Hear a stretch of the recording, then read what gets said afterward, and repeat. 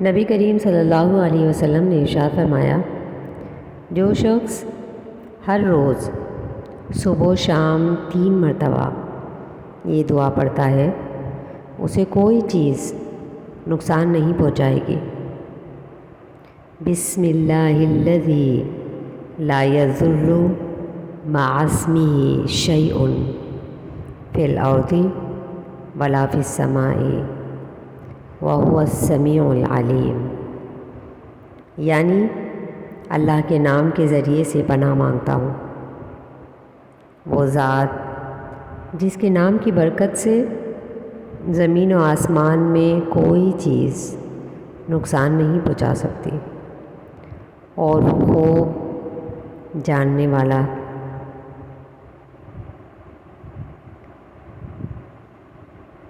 سنن ابن ماجہ